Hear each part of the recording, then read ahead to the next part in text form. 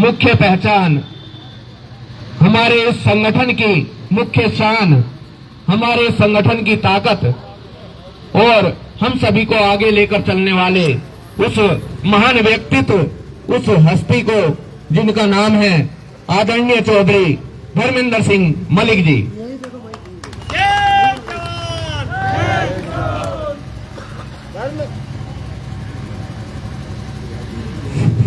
धर्मेंद्र मलिक जी। सर्वप्रथम आज की पंचायत की अध्यक्षता कर रहे अध्यक्ष जी को नमन करते हुए इस मंच पर सुशोभित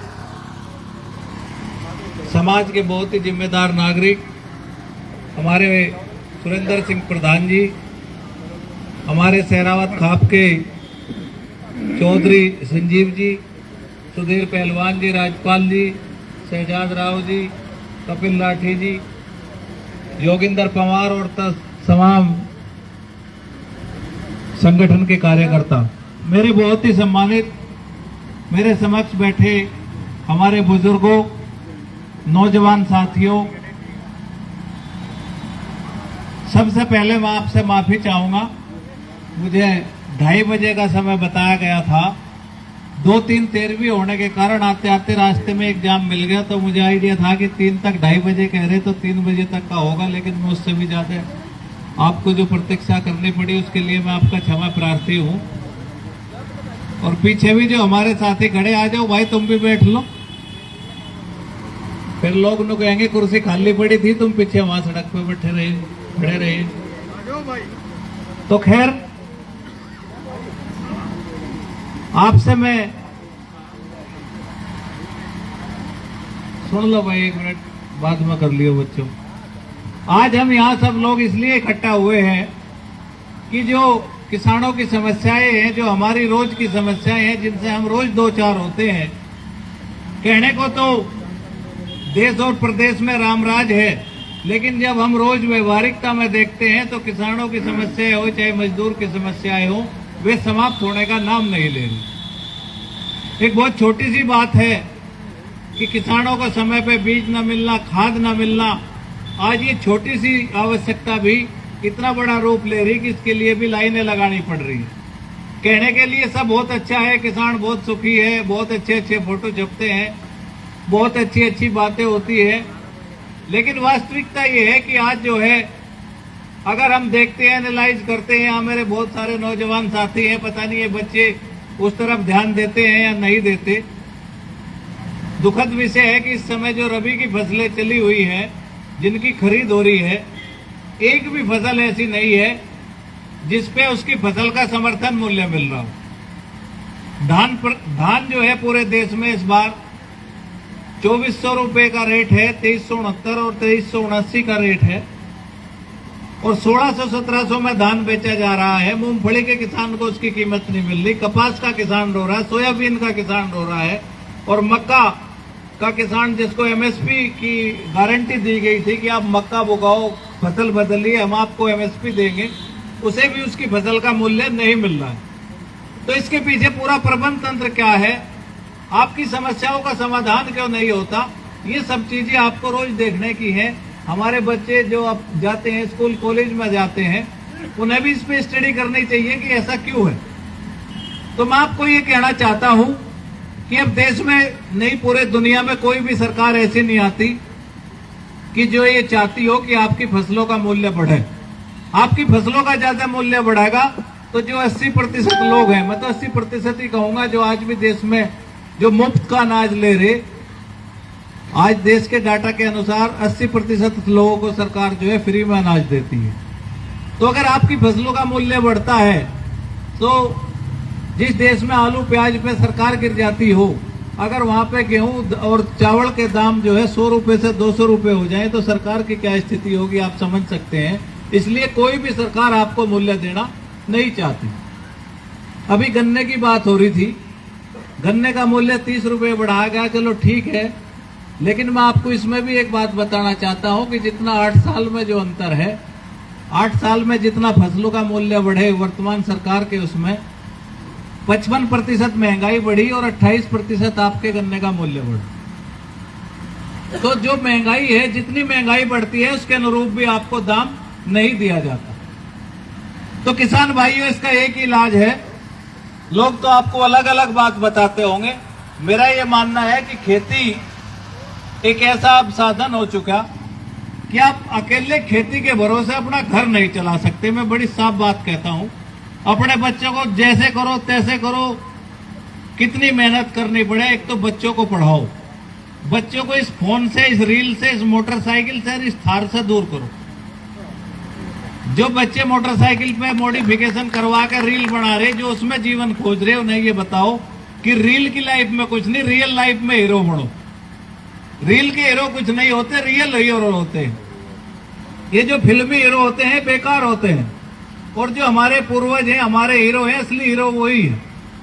तो मैं आपको ये कहना चाहता हूं कि अगर आप भी अपने घर में इस तरह का सपना पूरा करना चाहते हो तो अपने बच्चों को समझाओ कि खेती से अलग कोई ना कोई काम करना पड़ेगा। घर में जो है, चाहे आप एक बेटे की कहीं नौकरी लग जाए तो वही घर तरक्की करता है। खेती करने वाले किसान के यहाँ अगर 10,000 रुपए बाहर से आने लगे तो ही घर में कुछ दिखाई देता है, अन्यथा ढंग के कपड़े भी नहीं मिलते। आप ये समझ सकते हो। और इसके दो तरीके हैं इसको ठीक करने के। एक तो आप सब बच्चों को समझाओ, लिखाओ, पढ़ाओ, उन्हें बच्चों को ये बताओ कि आज जो जॉब है वो प्राइवेट सेक्टर में है, सरकारी सेक्टर में नहीं है। तो आपको बच्चे को इतना पढ़ाना होगा कि उसकी इंग्लिश बहुत बढ़िया हो और वो कंप्यूटर का ज्ञान रखता हो। डिग्री विग्री के बहुत माने नहीं है आज के जमाने में। अगर कम्युनिकेशन स्किल मजबूत होगा, कंप्यूटर उसके पास होगा, तो कहीं ना कहीं अच्छी नौकरी मिल जाएगी। या फिर मैं आपको दूसरी बात कहता हूं कि भाई सारे अपने बच्चों को इंजीनियर और डॉक्टर भी ना बनाओ, नहीं बन सकते। 25-25 लाख रुपए में बच्चे इंजीनियरिंग की पढ़ाई कर रहे और बाद में नौकरी कर रहे 15-15 हजार की। वो भी हमारी, उसका एक कारण है कि हमारी कम्युनिकेशन स्किल मजबूत नहीं है। नौकरी तो इंग्लिश में है और सॉफ्टवेयर में है। आपने जो है बीबीए, बीसीए कुछ इस तरह का कर भी लिया तो उसमें कोई बहुत रोजगार नहीं है जब तक आप उस मैनेजमेंट की अच्छी क्वालिटी ना जानते। तो दूसरा जो आज रोजगार है वो रोजगार ये है कि आज जो स्किल डेवलपमेंट का कार्यक्रम है या जो स्किल के काम है, कहने की बात ये छोटी सी है। आज एक कारपेंटर है, आप 1 घंटे के लिए बुलाओ तो 500 रुपए लेके जाएगा और उसने पढ़ाई में 5 रुपए खर्च नहीं करे। आज अगर बढ़िया टंकी का मिस्त्री है, दीवार की टाइल्स जो है 10 टूटनी, अगर वो ये कहता है कि मैं 2 टाइल तोड़ूंगा और आपकी टंकी को ठीक कर दूंगा, तो आप 1000 रुपए दे लेके जाओ। तो मैं ये भी कहना चाहता हूं कि बच्चों का जहां स्किल है उन्हें उसके अनुसार शिक्षा दिलवाओ। और नहीं तो एक सबसे अच्छी बात यह है कि बच्चा आपका पढ़ लिख लिया और इतने दूसरे की नौकरी करेगा। पहले कहा करते थे उत्तम खेती मध्यम बाण, करे चाकरी भीख निदान। नौकरी सबसे अंतिम था, आज नौकरी सबसे पहला है और खेती सबसे अंतिम है। अब इसका कारण ये है कि अब इसमें बदलाव की आवश्यकता है। जो हम 50 साल पहले करते थे, गेहूं, चावल, गन्ना, वही फिर हम अभी भी कर रहे। अब आपको गेहूं, चावल, क्विंटल की फसल अगर आप बेचोगे तो निश्चित रूप से मैं गारंटी और एफिडेविट लिख कर दे सकता हूं कि जीवन चला सकते हो। 10 लाख रुपए की कोई बीमारी घर में आ गई तो धरती बेचनी पड़ेगी, चाहे मेरे से एफिडेविट ले लो, गारंटी है। जितने यहाँ पे बैठे खेती कर रहे, एक आदमी हाथ उठा कर बता दो कि क्रेडिट कार्ड ना हो। कोई 2-4 बीघे का किसान हुआ तो मुझे लगता है कि उस पर तो ना हो, लेकिन मेरी एक स्टडी है कि जितना बड़ा किसान है उस पर उतना ही ज्यादा कर्जा है, चाहे उसने ट्रैक्टर ले रखा है, चाहे क्रेडिट कार्ड बड़ा है। मैं ये नहीं कहता कि उसको करीब है, हो सकता है बहुत सारे लोग दूसरे उपयोग में भी करते हैं, लेकिन कर्जे के बिना यहाँ पे जितने लोग हैं, कोई बता दो खेती करता हो और कर्जा ना हो। तो उसका भी एक ही तरीका है। अगर आप उस बात को समझना चाहते हो और समझ सकते हो तो अपने बच्चों को ये बताओ कि भाई थोड़ा सा उद्यमिता की तरफ जाना पड़ेगा। अगर आप जो है 22 रुपए किलो एमएसपी है, 25 रुपए है, 2500 कुछ 2580 का रेट है। अगर आप जो है गेहूं बेचोगे और एमएसपी भी मिल गया तो कितना, 25 रुपए किलो बेचोगे। और उसी गेहूं का अगर जो है आप आटा बनाकर 5 रुपए की थैली में पैक कर दोगे तो कम से कम 50 रुपए बेचोगे। बढ़िया कंपनी बेचती है 65 रुपए। कितना अंतर आया? आपने 0 डिग्री में जाडे में रात को जाके खाड़ में बढ़ के पानी चला के गेहूं पैदा करा, आपको कितने रुपए मिले? 25। और एक आदमी ने आपसे वो गेहूं खरीदा, गेहूं खरीद के उसको पिसवाया और उसे एक लिफाफे में बंद कर दिया पैकिंग में, और उसे कितने रुपए मिले? 25। 25 पे उसका खर्चा होगा 8 रुपए का, 10 रुपए का। आपने पूरी मेहनत करी, आप कर उसका मुनाफा बराबर है, क्योंकि बीज खाद भी तो लगाया। 25 रुपए फ्री के थोड़ा है। एक आदमी ने वैल्यू एडिशन करने के बाद आपने तो 3 महीने दही तुड़ाई, उसने बिना कुछ किए बराबर आपके मुनाफा निकाल लिया। आप 1 किलो गेहूं बेचोगे तो बिकेंगे 25 रुपए किलो, और 1 किलो गेहूं का 900 ग्राम अगर गेहूं का दलिया बेचोगे तो वो कंपनी बेचती है 80 रुपए किलो, 60 रुपए किलो, रामदेव बेचेगा 90 रुपए किलो, आपका बिक जाएगा 50 रुपए किलो अगर बहुत प्रचार नहीं है। तो मेरा आपसे ये निवेदन है कि अगर आप जो है थोड़ा सा बच्चों को ये नहीं बताओगे कि अब खेती में उद्यमिता की आवश्यकता है, टेक्नोलॉजी का यूज करने की आवश्यकता है, थोड़ा सा एआई लगाने की आवश्यकता है, तभी सरवाइव कर पाओगे। नहीं तो ठीक है, घर तो सबका चलना ही है, लेकिन मैं ये कहता हूं, देखिए कोई आपको ये नहीं कहेगा, सब ने कहेंगे कि भाई आपकी जमीन चली जाएगी, आप संघर्ष करो, आप इकट्ठे रहो और मजबूत खेती करो। कारण ये है कि भाई अगर इस तरह की हम बात करेंगे तो फिर भगाए में कौन होगा। लेकिन मैं आपको बड़ा स्पष्ट बताना चाहता हूं कि एक व्यापारी के बराबर 1000 किसान भी मुकाबला नहीं करते। अगर एक ठेकेदार है बड़ा सा और गांव के 500 घर भी उसके बराबर मिलावे तो उसके बैंक अकाउंट में जो पैसे हैं मुकाबला नहीं कर सकते। इस देश में जो दौलत है वो 5% लोगों के पास 80% दौलत होगी, और जो 20% में लोग हैं उसमें फिर असली जो नौकरी पैसे वाले ठेकेदार और वो आगे, और जो टोटल देश की 5% दौलत है वो 90% लोगों के पास है। तो किसान भी उसी में है, मजदूर भी उसी में है। जो 90% में है, जो देश की 5% पैसे हैं देश के, वो आप 90% लोगों के पास हैं। तो आप कहां से कार चलाओगे? कहां से भाई आपका जो जीवन स्तर है वो कैसे ऊपर उठेगा? अगर उसको ऊपर उठाना है तो आपको बिजनेस में, रोजगार में और उद्यमिता में जाना पड़ेगा। मैं आपको एक छोटा सा उदाहरण बताऊं, आप गलत मानोगे उसको। लोग जो है कहते हैं कि पराली नुकसान करती है, पत्ती कहां लेकर जाएं, क्या करें। एक आदमी ने ट्रैक्टर ट्रॉली बनाया और पिछले साल उसने हरियाणा और पंजाब से एक मशीन खरीदी, वो पराली इकट्ठे करने वाली, और उसने हरियाणा से वहां से पराली इकट्ठा करके फ्री में, और यहाँ लक्सर क्षेत्र और इस क्षेत्र में सप्लाई करी, और किसान के खेत से कुट्टी उठाई, उसकी कुट्टी काट के भट्टू पे उसने घेरना शुरू किया। उसने 35 लाख रुपए का व्यवसाय किया शुद्ध रूप से। तो अगर आप कहीं ना कहीं दिमाग लगाओगे, आजकल टेक्नोलॉजी का युग है। आप गांव में कितने लोग बिस्किट खावे? आज मल्टीग्रेन की दूसरी बातें हैं। गांव में जो तेल गांव में पैदा होता था पहले, आज सरसों जो है शहर में जाएगी, फिर वह स्पेलर में को निकलेगी, फिर बोतल में पैक होगी, फिर वो 125 रुपए में सरसों का तेल आपके गांव की दुकान पे बिक रहा। आप उस किसान से भी जाके पूछो कि 125 रुपए में तेल मिल सकता है क्या? अगर आपको सरसों का तेल खाना है तो 200 रुपए उसके देने पड़ेंगे। अगर आप 125 रुपए का तेल खा रहे हो तो इसका मतलब है कि उसमें पाम ऑयल मिला हुआ है 80 रुपए लीटर वाला, और पाम ऑयल उसमें लिखा भी रहता है। तो किसानों को अपने प्रोडक्ट की क्वालिटी बतानी पड़ेगी कि भाई मेरा सरसों का तेल 200 रुपए किलो है, लेकिन है शुद्ध सरसों का, हार्ट अटैक होने का नहीं। और पाम ऑयल खाओगे तो सारी नस ब्लॉक होगी, हार्ट अटैक जल्दी होगा। ऐसी गेहूं की बात है। गेहूं में अगर आपके पास वैरायटी अच्छी है तो पैसे देने वाले भी हैं। मैं आपको घुमा फिरा के वहां पे लाना चाहता हूं कि क्वालिटी खेती की डिमांड है। 25 रुपए किलो वाला गेहूं बोओ जाओ और बेचो जाओ, वो 25 ही रहेगा। वैरायटी ऐसी भी है जिसके गेहूं की कीमत 100 रुपए किलो है। आप सोना मोती ऑनलाइन सब बच्चे जानते हैं, सोना मोती के नाम से सर्च करना अमेजोन पे या उस पे कि क्या भाव उसका आटा है। एक वैरायटी है बंसी, उसका क्या रेट है। तो अब जो है एक वर्ग ऐसा होगा जो खाने पीने में अब सबको पता लग गया कि जो खेती पहले क्या होता था, गांव में लट बज जा था, सिर फूट जा थे।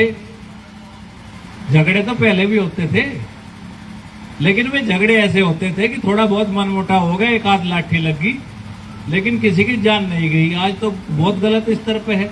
आज किसी के एक लाठी मार दो तो कोमा में भर्ती हो जाएगा। पहले जो है गांव में लट बजते थे, आईसीयू में मिलेगा आज तो, कारण कि वो आप क्वालिटी का खाना बनाते थे। और मैं आप लोगों से स्पेशली ये कह रहा, ये जो गंगा जी की बेल्ट है, इस गंगा जी की बेल्ट को सरकार ने भी ऑर्गेनिक बेल्ट घोषित कर रखा, और इसमें अभी इतने केमिकल की उसकी आवश्यकता नहीं है। अगर आप यहाँ पे अच्छी क्वालिटी की चीजें पैदा करोगे तो निश्चित रूप से आपको रेट भी मिलेगा। ये तो एक चलो वैसी बात थी। अब मैं ये दूसरी बात पाता हूँ कि आप जो है, अभी एक बात आ रही थी, आज हम यहाँ सब इकट्ठा हुए तो इकट्ठा होने का एक मकसद है। या तो दो उसकी बात हो सकती है कि भाई, या तो सहरावत जी ने किसी ने कहा आपको कि भाई कोई आ रहे, आप वहां जाना, तो आपका कोई मकसद तो है नहीं, आप उनकी शर्म में आ गए, मेरी शर्म में आ गए, किसी और की शर्म में आ गए। एक तो तरीका ये हो सकता है, और एक तरीका ये है कि हाँ वास्तव में कहीं ना कहीं आपको महसूस हुआ कि भाई हमारी जो समस्याएं हैं उनका समाधान होना चाहिए। तो मेरा ये कहना है कि भाई देखिए, किसान के पास ऐसी स्थिति है, हर फसल में उसके पास नई समस्या है। तो आपकी जो समस्याएं हैं वे अंतहीन है, वे कभी खत्म ही नहीं हो सकती, लेकिन उनका मुकाबला किया जा सकता है। और मुकाबला होगा कैसे? मुकाबला होगा संगठित होकर। उसमें गीता में भी कहा कि संगे सकते कलियुग है। जिसके पास कलियुग में संग होगा, ताकत होगी, संगठन होगा, उसकी बात कहीं सुनी जा सके। नहीं तो आज एक ऐसी व्यवस्था आ गई कि आप जो है, जो हम 87 का जो 80 का दौर था कि किसान मजदूर कहीं ऑफिस में चला गया तो कोई मिलने नहीं देता था, आज तो पटवारी भी ढंग से नहीं बात करता। आप लोगों की जो है, पता नहीं इस तहसील की क्या स्थिति है, लोगों के अंश निर्धारण में नाम गलत हो गए और अंश गलत हो गए, और लोग चप्पल घिसा रहे तहसील में, अलग अलग जा रहे, लेकिन ठीक नहीं होगा दे रहा। कोई कहे वकील के चले जाओ, एप्लीकेशन दे दो, भाई गलती आपने करी, वकील का हम मुकदमा लड़े। क्यों लड़े हम मुकदमा? तो मेरे कहने का मतलब ये है कि आज आप यहाँ पे इकट्ठे हुए, तो मेरी आपसे अपील ये है कि आपकी समस्याओं का समाधान, अगर आप अपनी समस्याओं को कम करना चाहते हो तो आपको संगठित होकर लड़ना पड़ेगा। आप एक आदमी जाओ तो वो कंप्यूटर पे जो फर्ज निकालता है वो 20-30 रुपए तो उसे अलग से चाहिए, और लाइन में कहेगा खड़े रहो, और 5-4 आदमी गए रोड़ा रोका करे तो वो 2 मिनट में फर्ज निकाल के दे दे। तो आज स्थिति ऐसी है कि आम आदमी का कोई महत्व ही नहीं बचा है। एक ऐसी व्यवस्था बन गई, और इस व्यवस्था में हालांकि आजकल ऑनलाइन बहुत सारा सिस्टम है, लेकिन इतना ऑनलाइन होने के बावजूद भी फिर भी वही स्थिति है। आज किसी भी प्रमाण पत्र की बात हो रही थी, जब तक लेखपाल को कुछ मिलना जा, कोई रिपोर्ट लगाने को तैयार नहीं है। तो इस पे हमें सबको सामूहिक लड़ाई लड़नी पड़ेगी। आप मोरना मिल की बात कर रहे थे, मोरना मिल पे मैंने बहुत काम किया, आज से नहीं पिछले 4 साल पहले इसकी फाइल चलवाई, और मोरना मिल का आपका सैंक्शन भी है, स्वीकृत भी हो चुका है, और उम्मीद यह है कि, लेकिन समस्या कहाँ है? समस्या ये है कि केवल बजट का आवंटन नहीं हुआ। पिछली बार हमने बहुत ताकत लगाई, बजट नहीं उसमें, लेकिन हमने फिर भी पैरवी की। तो नजीबाबाद को तो कुछ पैसे मिल गए थे, सुकरताल को नहीं मिल पाए। उसमें दिक्कत क्या आई कि वहां पे बागपत के जो सांसद थे और विधायक थे, उन्होंने थोड़ी ताकत ज्यादा लगाई, और जो बजट का अलॉटमेंट था वो बागपत मिल के लिए होगा।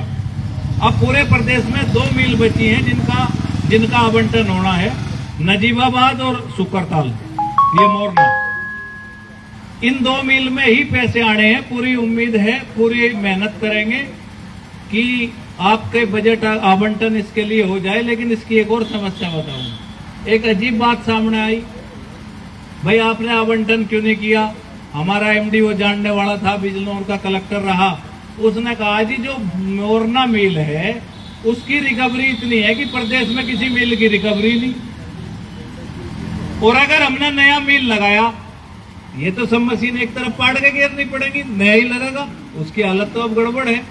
उन्होंने कहा कि अगर हमने नया मिल लगाया और उसकी रिकवरी कम होगी, हमें भी पता, और उसकी रिकवरी कम होगी तो जांच बैठ जाएगी कि पुराना मिल रिकवरी ज्यादा दे रहा था, नया मिल रिकवरी कम क्यों दे रहा। तो हमने कहा भाई तो अजीब बात है, तो साला मोरने का फिर कभी एक्सपेंशन होने का ही नहीं। तो फिर उसमें एक कमेटी बनी। तो खैर मेरे कहने का आपसे ये मतलब है कि भाई हम और आप तो बात कर ही रहे, लेकिन केवल यहां तक बात ना करो।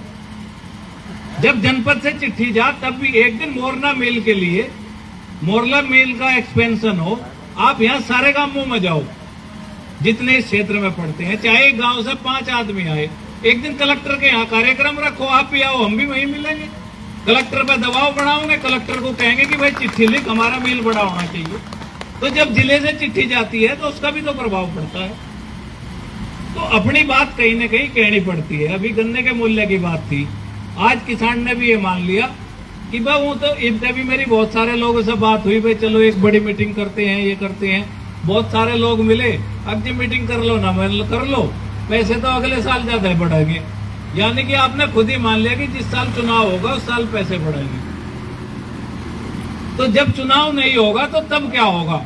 तो मेरा ही आपसे यही निवेदन है कि अपनी बात और अपने अधिकार के लिए आप संघर्ष करते रहो।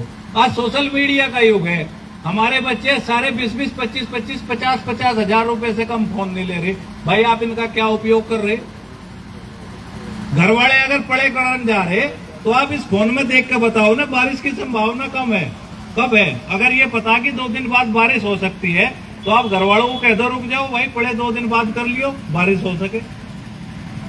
अगर मोरना मिल बढ़वाना है तो यहाँ के जो युवा हैं या बॉन्ड धारक हैं, अगर ये मिल के बाहर जाकर एक बार मिल के सामने खड़े होकर वीडियो बनावे कि भाई देखिए ये हमारा मोरना मिल है, यहाँ इतनी बुग्गी खड़ी, इतनी इसकी क्षमता है, हम यहाँ सारी 24 घंटे खड़े रहते हैं तब हमारा नंबर आता है, और इस पूरे प्रदेश में इतने सरकारी मिल हैं, इतने मिल बड़े हो गए, मोरना मिल को कब बजट आवंटन नहीं है। तो हम उत्तर प्रदेश सरकार से अपील करते हैं, चेतावनी देते हैं कि अगर हमारा मिल बड़ा ना हुआ तो हम 27 में इलाज कर देंगे, आपका कुछ खर्च हो जाएगा। इस सोशल मीडिया का उपयोग भी किसानों को करना पड़ेगा, इसको सीखना पड़ेगा। सबसे बड़ी ताकत है सोशल मीडिया, और अगर आपने इसको पकड़ लिया तो 50% काम अब सोशल मीडिया से ही होता है। लोग बच्चे हैं, फ्री तो हैं, जितने अपने गांव में बॉन्ड धारक हैं सबकी 2-2 मिनट की वीडियो बनाओ और रोज उन्हें अपलोड करो, अपनी फेसबुक पे करो, ट्विटर पे करो, मुख्यमंत्री को टैग करो, यूपी कैन डिपार्टमेंट को टैग करो, तो आपकी बात कहीं जाएगी। एक लड़ाई अब ऐसी भी है जो आप घर बैठ के भी लड़ सकते हो। तो समय बहुत हो गया, मैं तो आपसे यही कह सकता हूं, और खराब कर लिया। गांव में जनसंख्या है 10,000 की और पशु है 1,000 और दूध सब पी रहे, कैसे काम चलेगा भाई। ये जो गांव में भी पन्नी का दूध बिक रहा है ये अभी आपकी जुबान पे बैठने लगा, क्योंकि पाउडर का दूध है ना, मोटा है, और मोटे दूध की चाय भी अच्छी लगे, मलाई भी ज्यादा आवे, लेकिन आपके लिए जहर है। गांव में भी अगर पन्नी का दूध पियोगे तो इससे आगे बात चलने वाली नहीं। खेती बिना ऑर्गेनिक कार्बन के संभव नहीं है। अगर आपके घर में पशु नहीं है और कूड़ी का खाद आपके खात में नहीं जाता खेत में, तो 10 साल के बाद आपका खेती हो ही नहीं सकती। तो मेरा ये आपसे भी निवेदन है कि भाई अगर पशु वसु रखने छोड़ दिए हो तो चाहे कितना भी यूरिया गिर लियो, जब तक ऑर्गेनिक कार्बन नहीं दोगे खेती बढ़िया होने की नहीं। तो या तो आप सनी बो या आप ढैचा बो या कहीं से भी करो, खेत में ऑर्गेनिक जीवाश्म होना ही चाहिए। जीवाश्म खाद दो, अगर आप कूड़ी का खाद नहीं दे सकते तो आप जीवाश्म खाद दो। ये एक प्रक्रिया है। यूरिया जब काम करता है जब 5 तरह के कार्बन जमीन में और हों। आपकी जमीन में ऑर्गेनिक कार्बन घटता जा रहा, ऑर्गेनिक कार्बन 5 या 6 होना चाहिए। आप अपनी जमीन के टेस्ट करवा लो, हमारे यहाँ तो 0.34 रहेगा। आपके यहाँ सुकरताल का क्षेत्र है तो 1% हो सके, लेकिन वो 1 से भी नीचे होगा। जब जमीन में ऑर्गेनिक कार्बन नहीं रहेगा तो रासायनिक प्रक्रिया होगी नहीं, खाद के कट्टे कितने डालो जाइयो, फिर उत्पादन बढ़ नहीं सकता। तो मेरा आपसे आग्रह है कि आप ये सोचते हो कि डीएपी यूरिया से ही खेती होगी, संभव नहीं है। आप थोड़ा सा वैज्ञानिकों से भी टच रखो। वो जमाना बीत गया कि हम ही जाते जाने, आप अब कुछ नहीं जानते, नई नई रिसर्च आ रही। आप तो सारी बीज भी, फसलों के बीज भी नहीं जानते। तो आपके पास जो है कृषि विज्ञान केंद्र है, कोई ब्लॉक में भी कृषि का बैठता होगा, जनपद में जाओ तो कृषि अधिकारी के यहाँ चले जाओ, जहां भी आपको साइंटिस्ट मिलते हो, फसल से पहले एक बार उनके पास जरूर घूम का हो, या अपने गांव में एक होशियार सा बालक नियुक्त कर दो कि भाई खेती के बारे में तो नई नई जो जानकारी है वो हमें देकर। देखिए महाराष्ट्र और दूसरे राज्यों में तो जैसे पारिवारिक डॉक्टर है या पशुओं के डॉक्टर हैं, ऐसे खेत के भी डॉक्टर हैं। एग्रोनॉमी के जो आदमी हैं उन्हें बोलते हैं, वे किसान से एक सालाना एक रकम लेते हैं, लेकिन वो किसान की बचत करते हैं। खाद में, बीज में समय पे पानी बताओगे, समय पे दवाई बताओगे। एक दवाई वही आपके खेत में 100 रुपए वाली काम करेगी, और एक गांव में जो 10वीं फेर ले और उसने गांव में दवाई की दुकान खोल ली और वो आपको 1000 रुपए की शीशी पकड़ा दे और आप ले जाकर गिर दो। आपको केमिकल का भी नाम नहीं पता। खेत की बिसकी तो दवाई है, वो 500 नाम से बिक रही। पिछले साल जिसने आपके खेत में बढ़िया काम करा उसका नाम डायरी में लिख लो और फिर उसमें देखो इसमें केमिकल कौन सा था, कंटेंट कौन सा था। कोरोजन जो है 10-12 हजार रुपए लीटर भी बिकती थी, और उसका जो सब्सिट्यूट था वो 3000 रुपए का भी था। तो जो अच्छी पैकिंग है, आपको कैल्शियम की गोली नगर पालिका का कूड़ा बायो स्टिमुलेशन के नाम पे जो बेच दो, जो जितनी बढ़िया बाल्टी दे देगा, आपको जो राजस्थान की मिट्टी है जिप्सम, उसकी गोली बनाकर उस पर रंग चढ़ाकर बाल्टी में बंद करके पन्नी में वे आपको बेच दे रहे। तो मेरी समझ में नहीं आ रहा कि आप किसके आधार पर खेती कर रहे भाई। आपको जानकारी बहुत जरूरी है। अगर खेती में अब लाभ लेना है तो आपको खाद बीज और उत्पादन से लेके बेचने तक का, मार्केटिंग तक का काम करना पड़ेगा। सरकार की योजना है, यह सरकार का प्रोत्साहन है कि भाई एफपीओ बनाओ। एफपीओ भी कुछ नहीं है, ये काम कोई अकेला किसान तो कर नहीं सकता। छोटी खेती होगी, आप जो है गांव का एक संगठन बना लो किसानों का। 20 परिवार एक जगह मिलकर ये तय कर लो कि हम अपने उत्पाद का दलिया बेचेंगे, आटा बेचेंगे, कुछ और बेचेंगे। तो पहले छोटे स्तर पर करके देख लो। समय बहुत हो गया, मैं आपसे बस फिर कभी बात होगी। आपके जो सुझाव होंगे वो भी किसी दिन बैठ के फिर लेंगे। आपसे मेरा यही, मैं पुनः आपसे क्षमा प्रार्थी हूँ, और जो लेट हुआ आने में उसके लिए फिर एक बार माफी मांगता हूँ। आप लोग यहाँ आए और ध्यान से सुना, इसके लिए आपका बहुत बहुत धन्यवाद, और इसके लिए मैं आपका आभारी रहूंगा। धन्यवाद। सुधीर, अब हमारे जिला अध्यक्ष हैं यहाँ के